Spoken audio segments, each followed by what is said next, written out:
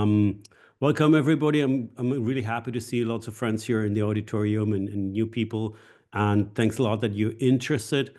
I'm Volker. I'm an orthopedic trauma surgeon in Germany by training, and I do climbing medicine since, well, you'll see in the presentation, a long time. And I think I had most of those injuries by myself. I'm not looking forward to get all of them, but like I had my share. I will be probably around 15 minutes, so we will have enough time to discuss. Let me just share my screen. Okay, so Jared, give me a thumbs up. Are we good? Okay, short note on ultrasound and climbing injuries. So I'm not trying to give a lecture on all about climbing injuries or finger climbing injuries, but just trying to show a bit why we use the ultrasound, what we use the ultrasound for, and what we are going to present in our courses where we try to train on ultrasound. And by running courses in climbing medicine over probably now 30 years, I get to learn that the use of ultrasound or medical imaging over different countries varies a lot in the world. Like for me, as an orthopedic trauma surgeon in Germany, I have an ultrasound every time I see a patient in my room. So basically, nobody leaves my clinic without me doing an ultrasound and then deciding what else diagnostic means I would need. In other countries, you need to send the guys to an ultrasonographer, same for MRIs. So it is a bit difficult. So some of the recommendations also we give may be not working in your country because you just have a different system. Like we do a lot of MRIs because in my hospital we have 3 MRIs and it's literally 50 meters from my place where I run my clinic. So I can send them over, not at that day, but like in a few days. In other countries, the waiting time for an MRI is 8 months. So that doesn't really make sense. Okay, let's speak about ultrasound in climbing injuries and conflicts of interest. Well, I do have some conflicts as a climber. I'm with Adidas, I'm with 510. I do not have any conflicts with my medical talks, and I'm not sponsored for that. Speaking about climbing medicine, I'm one of the old people. You know, that's a funny thing. We ran this for a test like 3 times in the last 15 minutes, and now it doesn't work. No, we can hear it. We can hear it. So that is probably the time when I started not practicing medicine, but I learned about medicine. And some of the quotes I'm still using from that series, and I feel like I'm that long in the business already. I'm not that long in the business, but I'm fairly long in the business. So I'm a climber since the mid-80s. That was during my high school time. I climbed a lot in Thailand in the early 90s here with Sam Lightman, my buddy. And while doing that, I was still in medical school, so I had no access to like diagnostic tools. But I early on as a medical student also studied acupuncture in Sri Lanka and in China, meaning I had a mean of therapy and treating climbing injuries already while I was still a medical student and didn't know everything else what to do with my friends when they got injured. So I basically tried to run a mobile climbing clinic early on. That was in the late 80s when we were traveling through Europe. And whenever one of my friends had an injury, I tried to like figure it out and get him some help because the knowledge about climbing injuries was very limited and also were diagnostics. We started diagnostics probably with the ultrasound in the 94, 5-ish or something. And that was mostly for abdominal. I was at general surgery at that time. And then we slowly started in the next 2 years doing exams on the fingers. And that were the images where we were working with. That was in the mid 90s where we tried to diagnose pulley injuries. And there was no guidelines, there was no nothing. I asked Thomas Hochholzer once, like when he told me to do an ultrasound of a pulley injury, and he was like on the phone, like, yeah, just do an ultrasound, see where the tendon goes. And so how is it like, how far away of the bone can it be? And he was like, well, maybe like 2 millimeters. So that was like the first benchmark, how we got to certain thresholds, which we later tried to prove scientifically was. But also just imagine that image is pretty blurry. And of course, that was one of the better ones because he always showed the best ones talks. So that was how we looked into A2 pulley tears. So that was like a rough imaging, the 7.5 megahertz linear transducer in a water basin. And that's a tendon up here, and there's some fluid or whatever. So that were our means of diagnostic. And we came very far because that is what we do right now. This is a flexor tendon. This is an ultrasound. This is the A2 pulley here. You can see a little bit of fluid here, a little bit of fluid underneath in the recesses of the joint, but you can see clearly the pulley directly. We didn't do any of that in the beginning. We could just like look at it indirectly, like with looking at the distance to the bone, but not visualize the pulley at all. And that is my clinical machine, which works with 18 megahertz. And then Scheber works with 25 or 23 at least most of the time. So that's even much more better or more brilliant. And so the tools and the toys we got to our hands from the industry, they became much better. They also became much more expensive, obviously.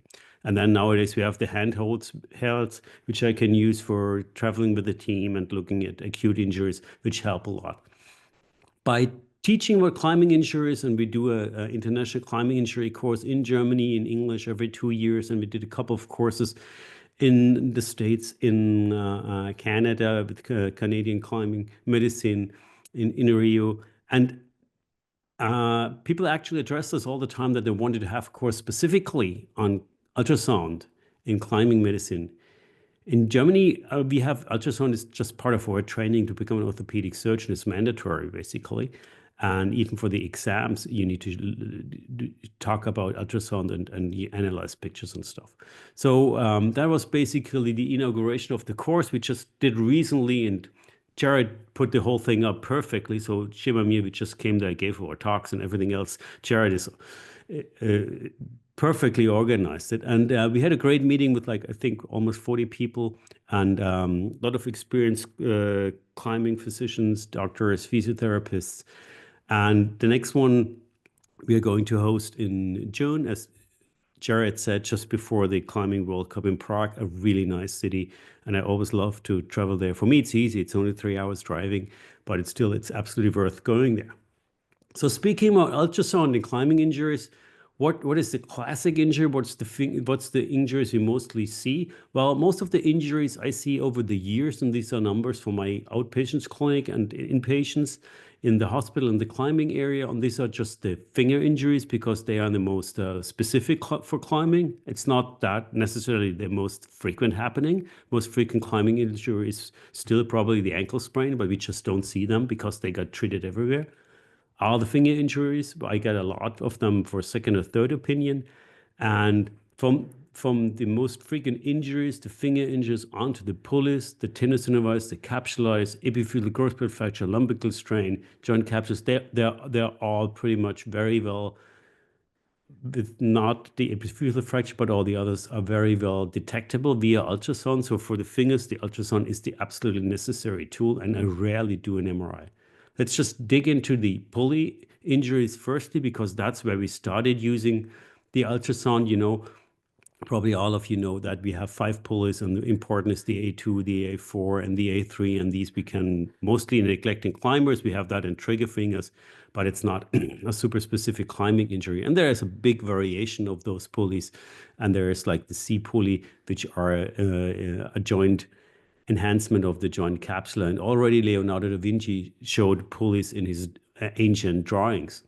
So for the diagnostics, and that's the old algorithm I started using, and that we brought up and came up with like, I think it was 2001 or something, and we used it before. So at that time, we did not try to look at the existence of the pulley or see if it's halfway gone or something. We could just look at in the ultrasound of the dehiscence, like the distance of the flexor tendon to the bone, and if that's more than 2 millimeters or less, we say we have a strain, we have a single rupture, and if it's questionable, we'd go for an MRI. But honestly, nowadays I almost never do an MRI for that behalf. So we were looking for the dehiscence of the flexor tendon to the bone, and that, for all of you, that's the take-home message. That's super easy. But it's the clinical symptoms of a pulley injury. You may have these hematomas, actually, I rarely see them. Most of the time, it's you don't see anything from the outside. There's point tenderness at the level of the respective pulley, and then sometimes you have a bowstringing. And then we go for the clinical ultrasound. We're using the hockey stick. That's like the probe which goes up to 80 megahertz, and it's pretty small, and you can go longitudinal onto the bone, onto the finger, and directly see here, for example, the A2 pulley. What is very important is that it's a dynamic examination, and that's the advantage of the ultrasound versus the MRI. You can do dynamic MRIs, but that's pretty tricky. The MRI in general is a static picture of a status quo. But here with the ultrasound, first of all, we allow them to move the finger so you can see the tendon gliding, and the way the tendon glides tells you that this pulley here is intact. If the pulley is gone, the tendon is not gliding, but it's leaving its bed. It's basically jumping up and down.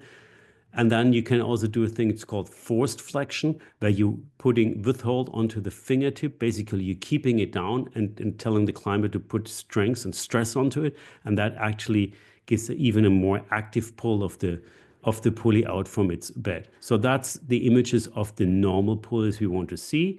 There is like a black area with a white line on top. That's the pulley, depending on the level of the angulation of the ultrasound probe. And it goes concave to the bone, and this is the line of the bone. And then for that's the same thing. It's just the gliding of the pulley. You can see the lower margin of the pulley, of the flexor tendon and the bone here. So that is less than 2 millimeters distance, and you don't even need to do any static measurements. So what do we want to see in a pulley rupture? That's from our cadaver lab, where we do biomechanical testing on pulley ruptures, forms of pulley ruptures, eccentric versus concentric movement, and which pulley would rupture and which angulation and stuff like that. So these are like fresh frozen cadaver fingers, and this is a loading machine. And you can basically, the main thing you want to see for the A2 and the A4 is like, is the flexor tendon close to the bone or is it off the bone? That answers most of the questions already, even with not seeing the pulley directly. And then you can measure the distance of the flexor tendon to the bone. We take the mid portion of the base phalanx, and then you can statically and with forced flexion measure that distance. And you can see here that's probably 0.27 centimeters. So that's enhanced. That's an A4 pulley rupture because it's the distal phalanx. But also look at the gliding of the tendon. You can see it here that it's not gliding adherent to the bone. That was the A2. Now we're going to the level of the PIP joint. There's some effusion in the joint. And here the A4 pulley that is intact. So that would be the image of a pulley injury. For the A3 pulley, it's more tricky because you do not have a valid distance of the tendon to the bone, because that pulley comes not from the bone, but from the volar plate. So we need to look at the distance of the volar plate to the flexor tendon in forced flexion, and we have some cutoffs with like 0.9 millimeters, which has the highest sensitivity of a A3 pulley tear. Here you can even see the pulley directly up here, which is intact, and here it's missing. There's no pulley structure there, and you have an increased distance to the volar plate, and that's the dynamic examination. Here it goes in the other way around. That's the volar plate here. That's a flexor tendon, and the moment he's moving, you can see that the flexor tendon moves away from the volar plate, and you can see the increased distance. Other finger-specific injuries, it's the tendinitis, the inflammation of the flexor tendon sheet. That is also quite easy to be seen in the ultrasound because we are just looking at an increased level of fluid around the flexor tendon. Here in the short axis, we speak from a long axis if we go longitudinal to the finger, like this, and we speak from a short axis if we cut across transverse planes. And you can see the inflammation here, the inflamed tissue with an increased ring of fluid called a halo around the flexor tendons as the sign of the tenosynovitis. And then you can use the Doppler, which actually records your blood flow, and you can see, which is a bit tricky, I need to accept, you can see an increased blood flow in that flexor tendon sheet.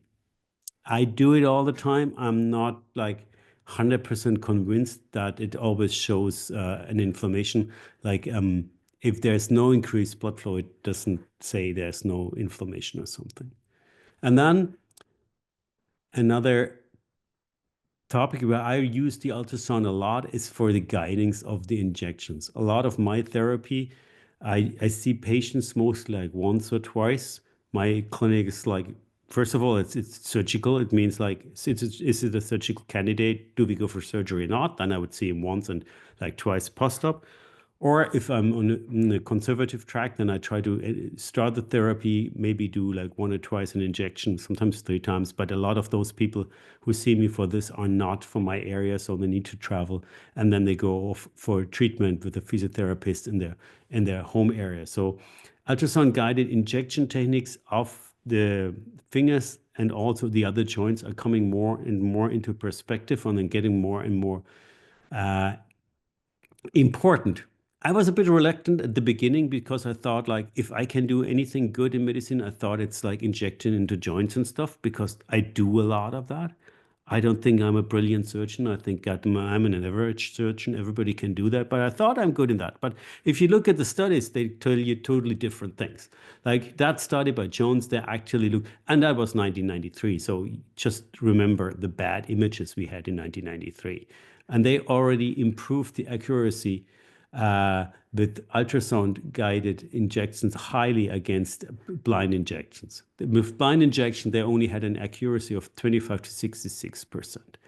And nowadays, with ultrasound-guided injections, that can increase to 96% success rate. So significantly, the ultrasound improves the success rate of injection therapy. And you need to be aware of sterility. So we work consequently in a no-touch area. And then you have 2 general ideas where you can use the needle in correlation to your transducer. It's one is in plane. Then you will see a long image of the needle. And the other one is out of plane where you may only see the needle tip. It really depends on where you want to inject, which joint or which area, which plane actually works better. I use both of them, but it really depends on which joint you inject in. Like the bursa, supracranial bursa, that's a lot where we do injections.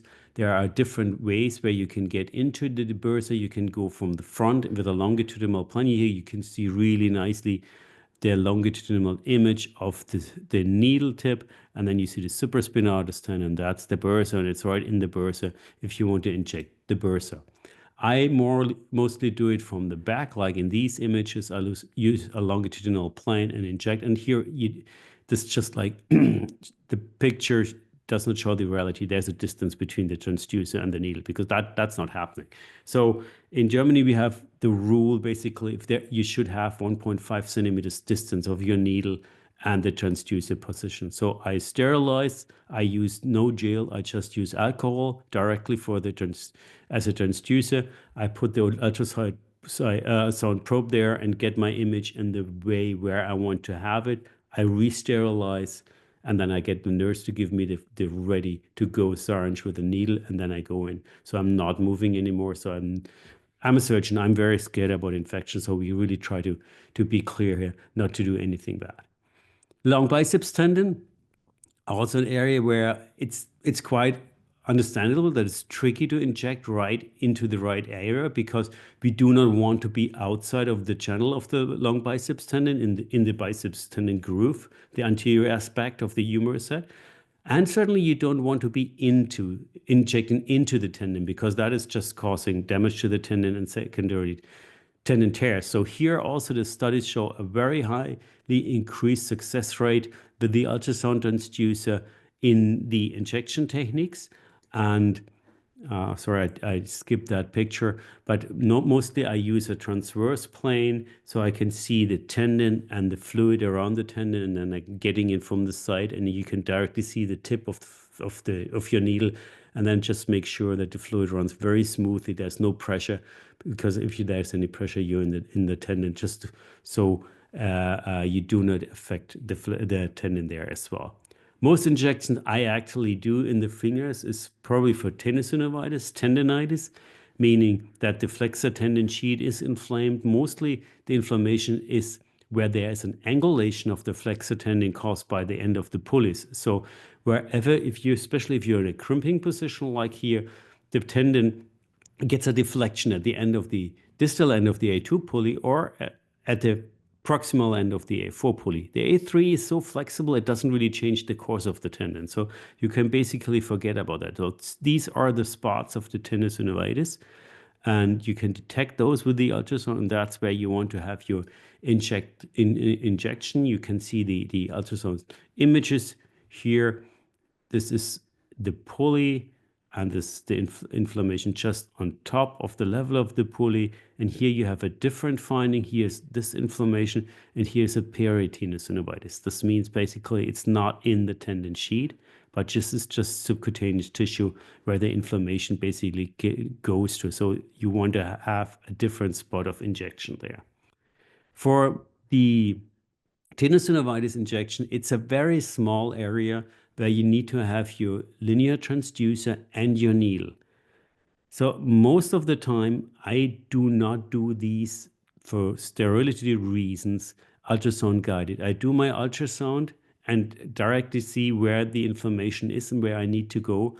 And then I still do the classical technique, because I'm still thinking this is safer for me. I go into the flexor tendon sheet, then I poke with the needle into the tendon, and then you allow the patient to move the fingers, and the tip of of your needle is just in the flexor tendon, and it moves around, and then I slowly retract to a point where you can actually move the finger freely, and you feel a scratch at your tip of your needle, and that is basically when you are right there. And then I inject here, and secondary, I go through the flexor tendon onto the bone. And then there's always a space of like 1 millimeter below the flexor tendon. And by the opening of the needle just to the side, you can easily inject here. That's the safest injection technique to not harm the flexor tendon. I do a lot of those in tenosynovitis with cortisone. Steroid injections, I've never had any complications in those. Capsulitis, there I use the ultrasound regularly. Capsulitis, we just recently had a paper, whoever is interested on capsulitis, and Jared had one as well. So it's a chronic inflammation of the synovial sheet of the inner joint capsula, which you could call synovitis or capsulitis. Both terms are used. And treatment is, if it's not initially, and also don't get the understanding that I shoot cortisone and everything, I don't see the patient with the initial complaint. They don't come to see me because they have finger pain since 5 days, because like the waiting time is at least 2 months anyway. So the patients I see, they had all the conservative treatment already and still are having complaints. So they have a chronic condition. And then we go with injection with either steroids or with PRP, and sometimes with radiosynovitis. This is a radioactive substance you can inject. But therefore, for all of these, you really want to make sure you're in the correct area into the joint. There are 2 ways basically to do that. There's the Spanish method, which Shaber and your friends are doing, basically going through the tendon into this palmar space. You see, this is the head of the base phalanx. This is the PIP joint. This is the palmar plate. But the joint capsule runs up to here. So this is all effusion. This is always there. And if you right in the middle, because on the left and the right side is the chicken ligaments, and there you can't inject. But if you're right in the middle, you get into that joint effusion filled joint space, and you can inject right there basically, and then the fluid dilutes into the joint. I do it differently, mostly because I've been doing it this way since 25 years. So originally we started with the fluoroscope to be sure that the needle is on the right spot, and nowadays I use the ultrasound. I'm just looking at the joint. I'm marking the level of the joint space in a long axis. So then I know exactly where the joint space is. I have the transducer has a little mark on the side that shows you where the middle is. And I try to get the mark onto the joint space. And then I do the injection like this. I still have my marker. I get into the area until I am at the bone. It's not always happening that you directly fall into the joint space because the joint space is so small. If you look at an X-ray, you think there's a space, but it's not a real space because there is the cartilage. So actually, that's why I then secondary in the next step take away the transducer and putting a torque onto the joint to open up an angulation so that the joint space actually opens up on one side. So I have a gap in between cartilage and cartilage. And that's where I then get into there with the needle. Great other course here on ultrasound injection technique, which is in San Sebastian. It's done through the friends from Scheber and mostly through Xavier. And it's an incredible learning possibility there. And yeah, so that was it anyway. Like I just want to show, like we have a couple of books out there, Climbing Medicine, One Move Too Many, and there's some part on ultrasound as well. And I'm gladly inviting you to come to Prague for our next course and hope to see you there.